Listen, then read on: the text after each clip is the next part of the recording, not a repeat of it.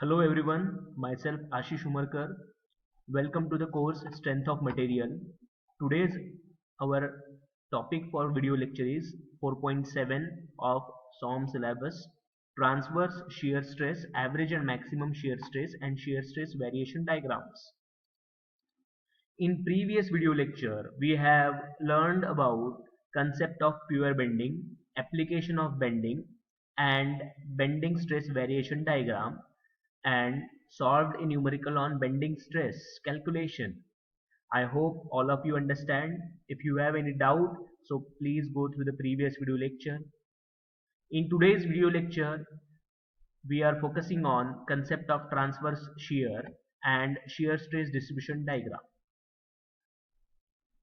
These are the various PO and PSO mapped through these video lectures. तो चलो देखते हैं shear stress क्या होता है.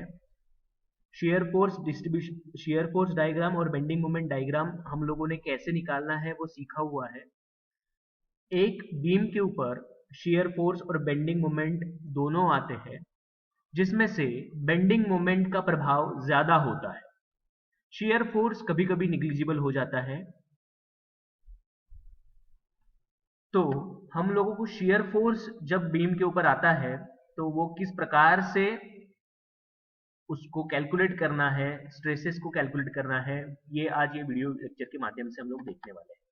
In actual practice, when a beam is loaded, the shear force at a section always come into play along with the bending moment. हम लोगों ने बेंडिंग स्ट्रेस जब पढ़ा तब हम लोगों ने प्योर बेंडिंग का कंसेप्ट पढ़ा था. प्योर बेंडिंग कहता है कि सिर्फ बेंडिंग ही आएगा, बेंडिंग फोर्स ही आएगा, उसके अलावा कुछ भी नहीं आएगा. बट ऐसा होता नहीं है. shear force वहां पर आना ही आना है ना. It has been observed that effect of shearing stress as compared to the bending stress is quite negligible and is not of much importance. तो इसमें क्या होता है कि बेंडिंग जब आता है तो बेंडिंग का इफेक्ट ज्यादा होता है, जिसकी वजह से बीम जो है बेंडिंग मोमेंट के अधीन हो जाता है, और shear force जो है कम मात्रा में होने की वजह से उसको निग्लिजिबल भी कंसिडर किया जाता है, तो इसलिए उसको इतना इंपॉर्टेंस नहीं दिया जाता है. But sometimes the shearing stress at a section assumes much importance in the design criteria.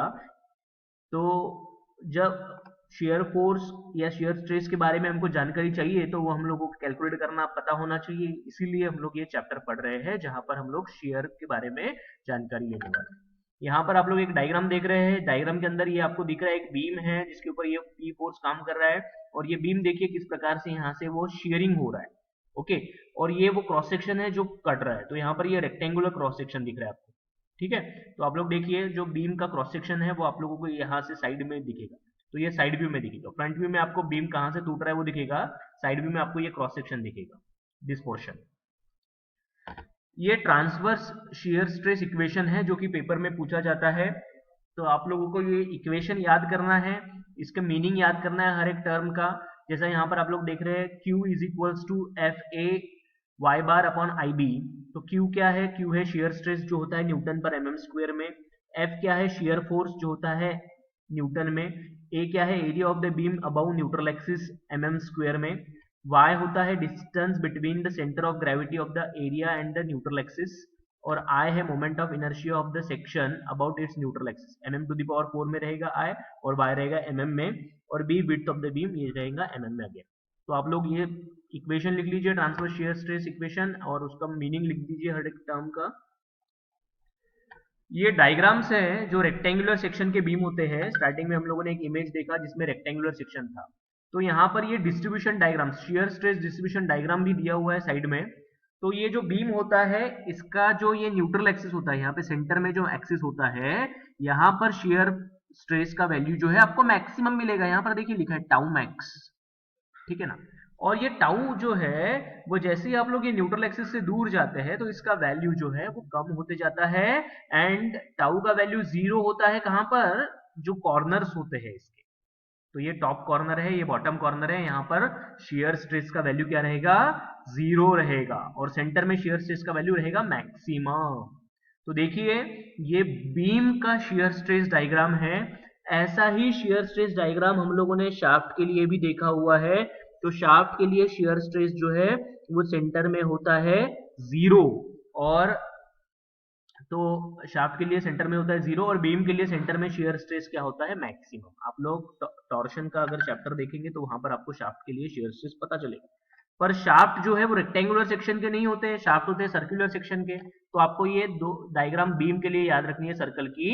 Centre में जो रहेगा मैक्सिमम रहेगा शियर स्ट्रेस, और कॉर्नर पे जो है, यहाँ पर ये कॉर्नर है, ये भी कॉर्नर है, तो यहाँ पर शियर स्ट्रेस का वैल्यू रहेगा मिनिमम। तो ये ब्लू कलर का जो डायग्राम दिख रहा है आपको, ये है shear stress distribution diagram in beam. Beam के अंदर शियर स्ट्रेस किस प्रकार से काम करते हैं, सेंटर में होते हैं मैक्सिमम और कॉर्नर पे होते हैं मिनिमम, 0। ठीक है, और ये कैलकुलेट कैसे होते हैं, देखो ये टाउ मैक्स का वैल्यू अगर आपको निकालना है तो किस प्रकार से निकालेंगे, तो रेक्टेंगल के लिए वैल्यू टाउ मैक्स का 1.5 इंटू टाउ एवरेज। ये आप लोगों को याद रखना है, वेरी इंपॉर्टेंट इक्वेशन। ये डायग्राम निकालिए और ये इक्वेशन लिख दीजिए रेक्टेंगल के लिए।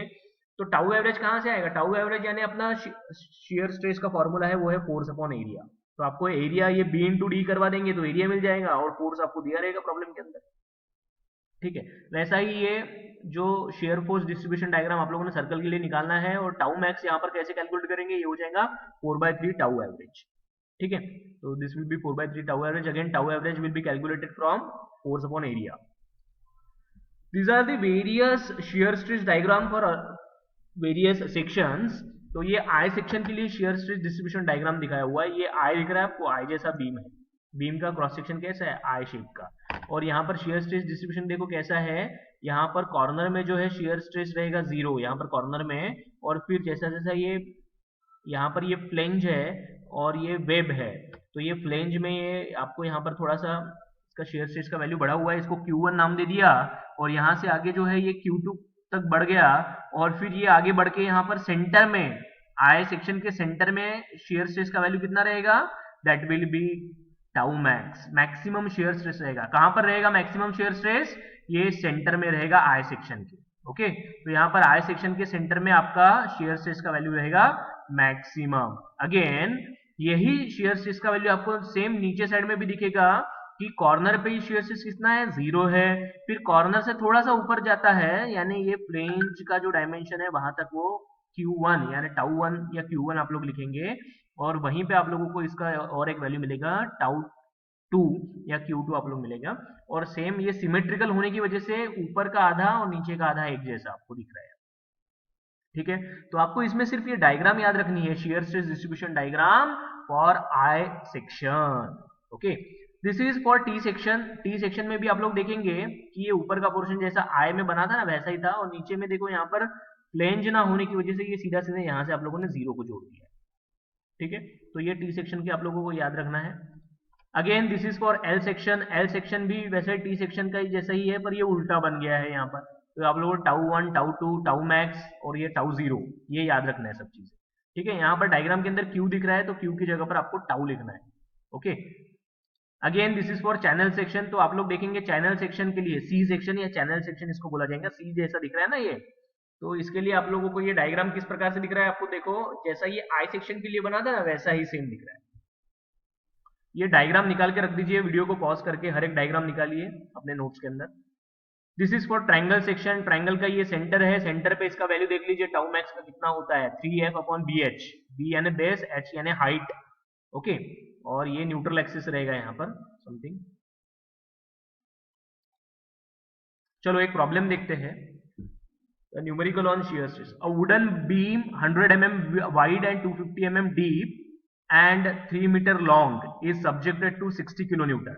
एक वुडन का बीम है, देखो ये वुडन शेप दिखाया हुआ है, और 100 mm वाइड, उसकी चौड़ाई जो है वो 100 mm की है, और डेप्थ जो है, हाइट जो है वो 250 mm की है, और लेंथ कितना है इसका 3 मीटर यानी 3000 mm हो जाएगा। मीटर यानी 3000 mm, और लेंथ हमको ये व्यू में नहीं दिखेगा, वो फ्रंट व्यू में दिखेगा। Okay, long is subject to 60 kilonewton. इसके ऊपर 60 किलोन्यूटन का लोड आ रहा है ना, तो हमको मैक्सिमम शियर स्ट्रेस कैलकुलेट करने के लिए बोला है, और sketch the variation of shear stress along the depth of the beam.